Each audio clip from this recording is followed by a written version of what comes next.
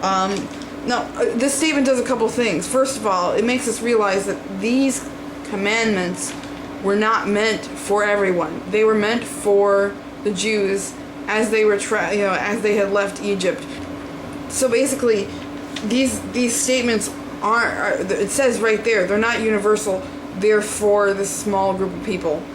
Also, if you look at the wording of this sentence, you shall have no other gods before me. It implies recognition of other deities. And if you look at archaeological evidence, you'll see that like in Samara, and certain areas in and around where the Jews came from, or the Hebrews I should say came from, did not see Yahweh as a singular deity. They saw him as part of a pantheon.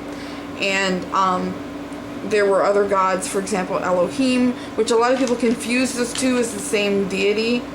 And also the fact that Yahweh had a consort, or a wife per se, a female part, called Asherah. And it's spelled differently depending on which dialect you get it from. But regardless, she does exist and was the consort of Yahweh. And so this sentence becomes very suspect in that, because basically what they're trying to do is put misogyny into the culture in order to kind of bring forth this effort that the masculine side has the power, and therefore take the power away from the feminine. It's a way of controlling society. If you have only one half of the population that have any say of anything, then you're taking out half the power control, half the power struggle of your society right there, if not more. It's a very powerful statement in that way, because basically what they're doing is alleviating the women of their power.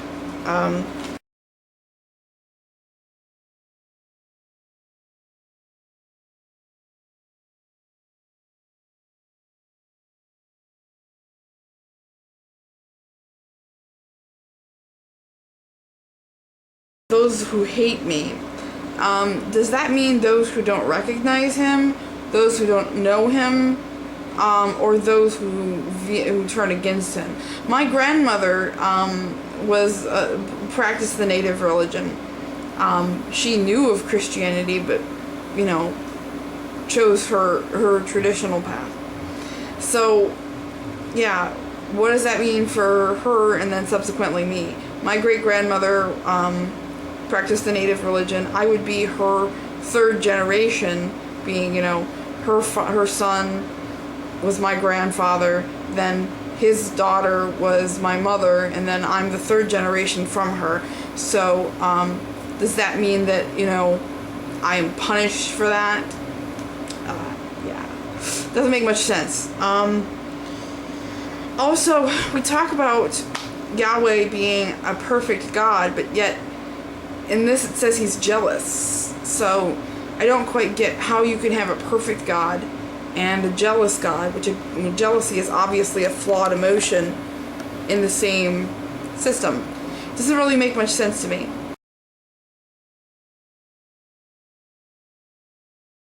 Because it says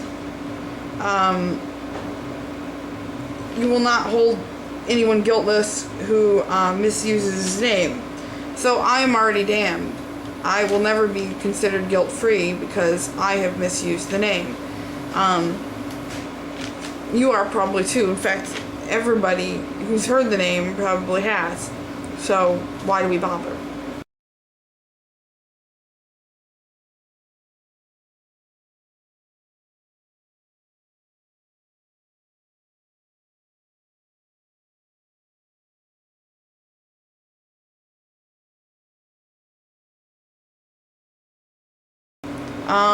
Keep holy the Sabbath day. This one is probably the most illogical, and it also shows that this was written for a specific culture at a specific time to get them through a specific incident. And I'll explain why. Doctors, policemen, farmers, priests, all these people work when they're needed. You know, if a priest is needed to counsel, does he not counsel on one day?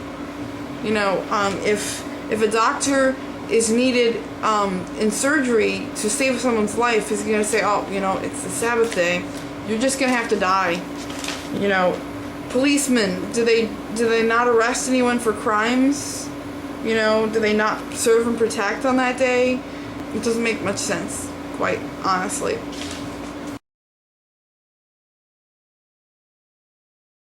So, is it saying basically that you should kiss your parents' butts so you can stay at home? You know, because that's the land that was given to you? Also, what if your parents abuse you? Should you honor your parents if they're pagans? You know, and honor their wishes?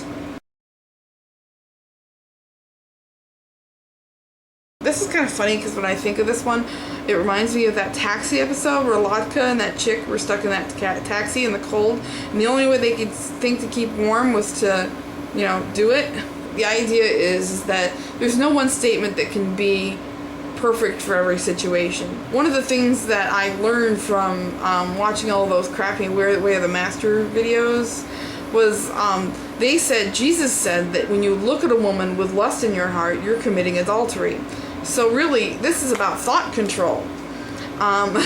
You know, they expect you to control your thoughts at every point of your life.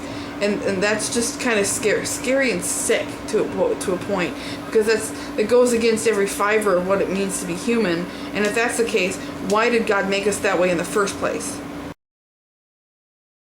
This reminds me of something very interesting, because the story of Robin Hood, as many people know, Robin Hood, this is kind of like a propaganda story for Christianity, quite really. They have a king that's away fighting the Crusades, you know, the Christian war to, you know, battle off the Muslims and whoever else they could find in their way that wasn't Christian and take their land. And his brother is left in his place, and his brother employs a witch and does some very pagan things, and he is considered to be the bad one, who overtaxes the people and is, you know, very bad and murders people and wants to rape Maid Marian and all that stuff. So, and then Robin Hood, the, you know, dutiful Christian who is loyal to the king, steals the money back and gives it back to the poor people. Is he breaking the commandment? And if so, it's kind of funny, because, I mean, they're supposed to be the loyal Christians. I always have the story that I like to give. Imagine your neighbor, your friend, is also your neighbor, comes to your house and says, please protect me. Our serial killer is coming to kill me. You know, you have to hide me, and, you know, don't tell anybody where I am. Yada yada yada. So, and she says, oh, he's wearing a blue shirt, you know. So you hide her and everything like that, and then you get a knock on the door, and it's this guy, and he says, you know, is your neighbor Jessica there? And you say no. I mean, this is just a hypothetical situation, but does that mean you've broken the commandment? And if so, does that mean that act is immoral and wrong? Should you have said, oh, I hid her in the closet, go get her?